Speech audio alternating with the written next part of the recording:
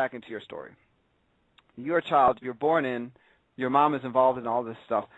Can you begin to tell us some of your earlier experiences being brought into this system, this way of thinking, this organization, and so forth?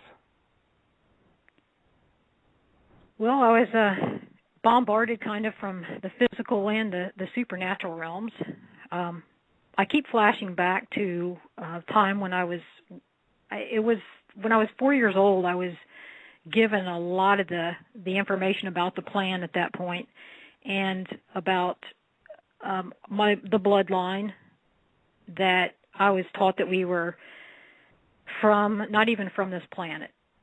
Wow. That we were genetically, we were supposed to be superior, that there's a genetic line that through humanity that is of that organization, that we were called the Illumined ones. I don't really care for the term Illuminati.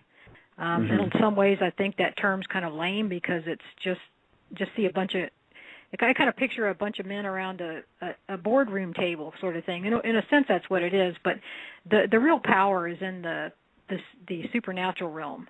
And aluminum ones, it can refer to people that are the humans, and it refers to things that aren't human, that are just devils, demons and devils. So I was taught that my family is from several bloodlines that were specifically brought to Earth to guide humanity through, they believe in spiritual evolution and human evolution, physical evolution, which is a lie. That's another thing that it can be another topic that can easily be disproved too. Yes. So I had that, along with I had my teachers out of body from like early childhood on. I had individual teachers. I had a teacher that would be taking care of a group of children, and we would, like a small classroom. I was taught, when I used to tell my mother about these things, she didn't implant this in my own mind. I would tell her a lot of times what I was doing in my nighttime excursions. She was in the organization.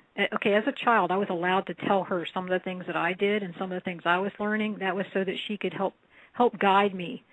But as we got older, neither one of us were allowed to tell the other what we were doing in our section of the plan, what our out-of-body experiences were, unless we were working on something together. And there were a couple of times where she and I were together on a certain project.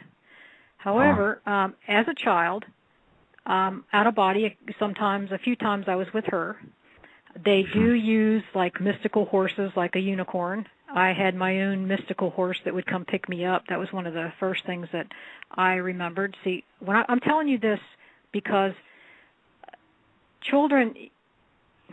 because a lot of times the dark side I don't want to instill fear in anybody.